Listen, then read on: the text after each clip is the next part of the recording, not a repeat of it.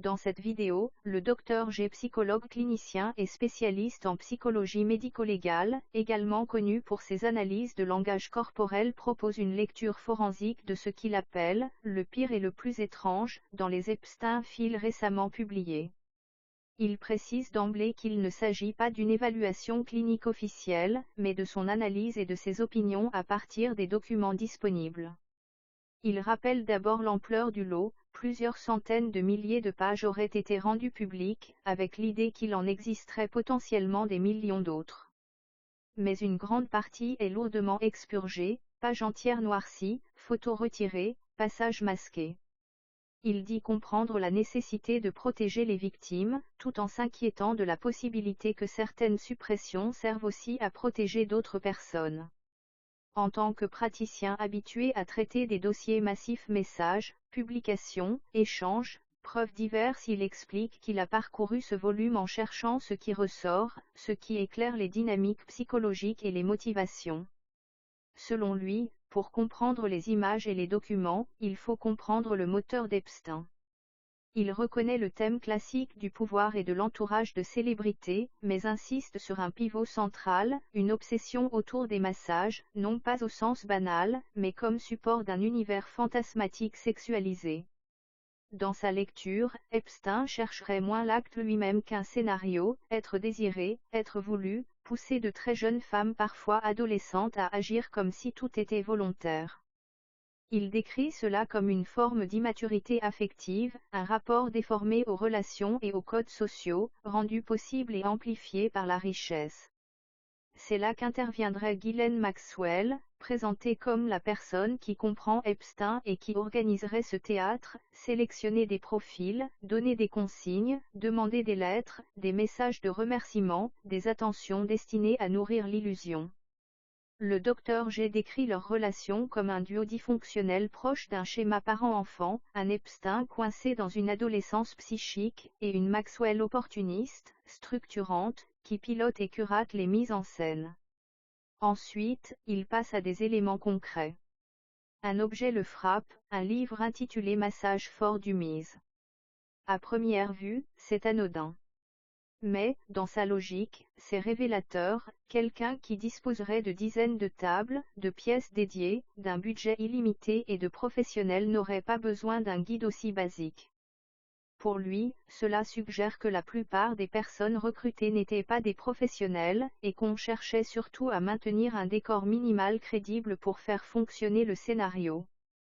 Il souligne aussi des documents ou images à tonalité menaçante ou glaçante, notamment une berceuse russe retranscrite phonétiquement, dont le sens évoque un avertissement, ne pas dormir au bord, sinon le loup emporte.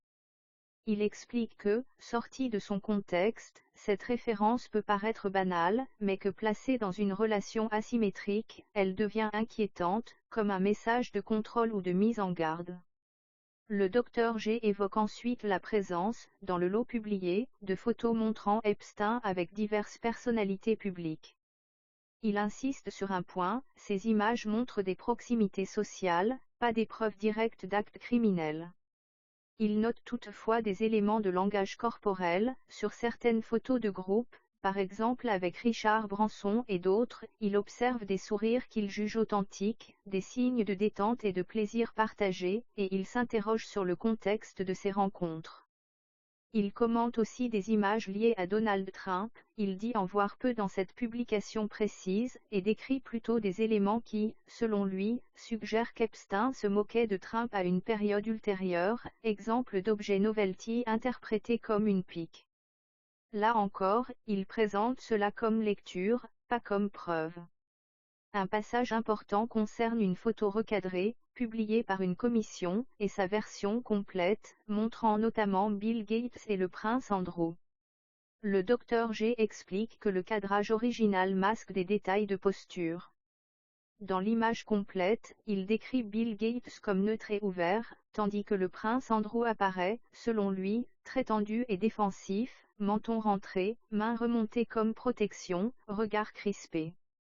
Il ne prétend pas savoir pourquoi, mais propose une hypothèse générale, la peur que le sujet Epstein soit mentionné, ou qu'un lien implicite surgisse. Il enchaîne sur Bill Clinton, qu'il dit voir apparaître de manière récurrente dans les fichiers. Il affirme que certains éléments, notamment des échanges mentionnés, contrediraient l'idée d'une coupure totale après les premières affaires, tout en restant dans le registre du ce qui est montré dans ces documents.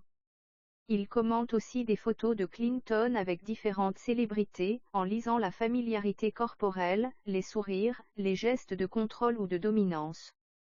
Il cite par exemple une image où Michael Jackson paraît mal à l'aise, tandis que Clinton pose une main sur son épaule, geste interprété comme intrusif. La visite forensique de l'intérieur des propriétés d'Epstein renforce son analyse, murs couverts de photos de nudité, décrites comme un climat sexualisé et une stratégie de normalisation, présence de câblage audio-vidéo et d'infrastructures techniques qui, selon lui, auraient pu permettre l'enregistrement, et surtout des pièces de massage avec huile mais aussi lubrifiants, accessoires et costumes. Il insiste, ce n'est pas l'existence de tels objets en soi qui prouve tout, mais leur accumulation cohérente avec le récit des victimes et avec la logique de grooming qu'il décrit.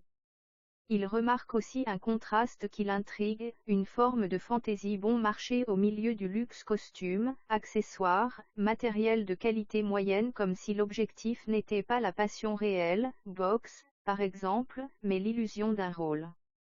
Il mentionne enfin des disques durs, des compilations d'images, et le fait que des contenus illégaux auraient été retirés, ainsi que la question troublante de mélange de photos sur certains supports, par exemple, des images de Clinton associées à d'autres contenus, sans conclure sur le sens exact.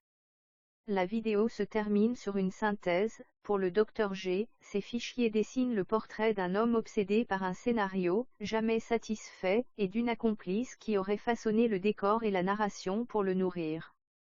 Il ajoute qu'il ne commente pas ce qui n'apparaît pas dans ce lot, notamment certaines attentes du public sur d'autres figures, et invite à rester prudent, à examiner les documents au fil des prochaines publications, et à garder un regard critique sur ce qui est montré comme sur ce qui ne l'est pas.